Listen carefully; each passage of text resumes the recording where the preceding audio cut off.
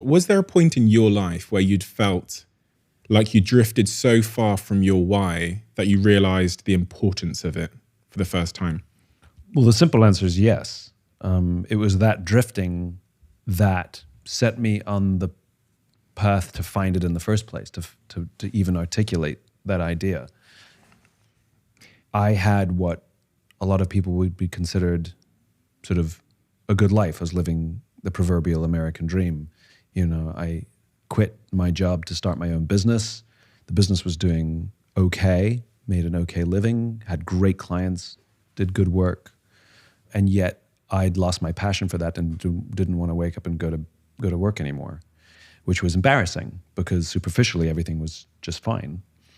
I was pretending that I was happier, more in control, and more successful than I was or felt, which is quite frankly pretty draining and pretty dark.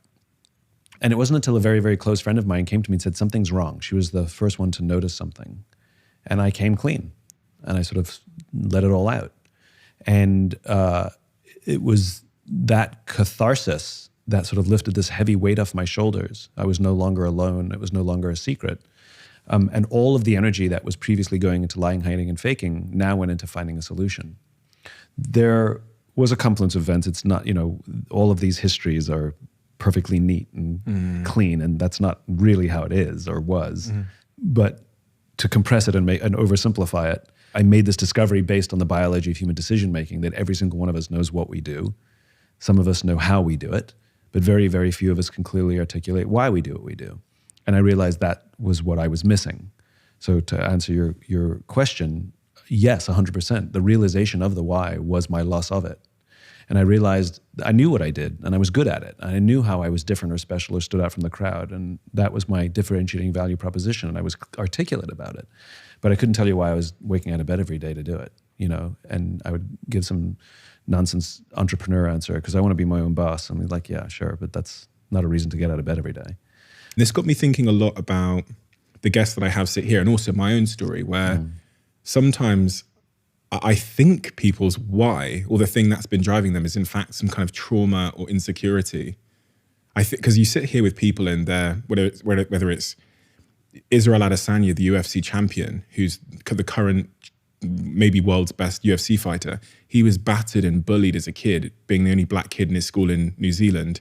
And so it's no coincidence that he strived to be this fighter. And in fact, when he won the UFC title, the next day he was depressed and he went to therapy. That's made me question whether our whys can sometimes be trauma or insecurity driven as opposed to being intentional and I don't know.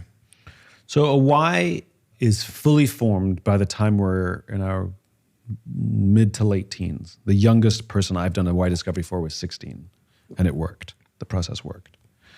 And what I've learned from just doing hundreds of these over the years is that a why is always positive.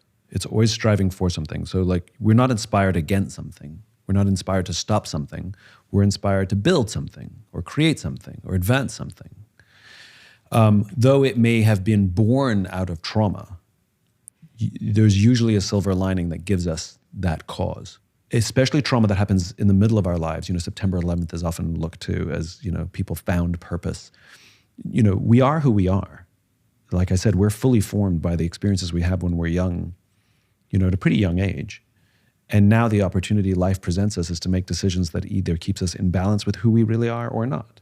And I think one of the reasons most of us feel discomfort or don't feel ourselves or don't know who we are is because we're making decisions that are inconsistent with that true cause, with that why. So you raise the case of individual athletes who become champions and then suffer depression. It's a fairly common story. You hear this from Olympians. Michael Phelps becomes the most medaled, Olympian of all time, immediately suffers depression. Andre Agassi becomes the most storied, tennis player of all time, immediately becomes depressed. And what I've learned from talking to some of these particularly athletes, but I think it happens in the business world as well, which is from a very young age, they set themselves a goal that, in my words, would be a very selfish goal. I want to be the best at X, the best tennis player, the best golfer, the best whatever. And the way Olympians put it, which I get a kick out of, is I want to win the Olympics. I'm like, well, no one wins the Olympics.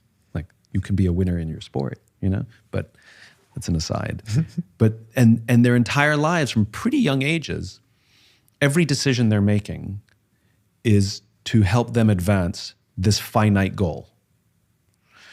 And all of their relationships are, can you help me achieve my goal, right? And if you can no longer help me achieve my goal, I don't need you anymore as a coach or even a friend. And there's huge sacrifices, missing of birthdays, missing of Christmases, missing of major life events, because I have to practice so I can achieve my goal. And when they get interviewed on the news, or at the Olympics or whatever, why do you do it? And they all say, well, I'm doing it to inspire the little kids, which is complete bullshit. If you look at all of their vision boards from when they were younger, of pictures of podiums and medals and money and Lamborghinis, not a single little child on there of the people you're doing it for. It's just a lucky strike extra. I mean, absolutely you do inspire children, but that's not the reason you did it. You just got that, like I said, it's it's a twofer. And then when they achieve or don't achieve this thing and then can no longer compete for it, they've set their entire path in all their relationships on these finite selfish goals. And so when it's complete, they realize they don't really have a lot of friends around them. They don't really have a lot of close relationships. They don't really even have a sense of purpose, because they've been spent the past 20 years or so with one purpose, which was this finite goal, which now has run out. And so they're very purposeless. And I see this in Broadway performers who set their whole life to be on the West End or be on Broadway. Every class, every tap dancing class, every singing class, they make it, they get there, and then depression, or at least malaise.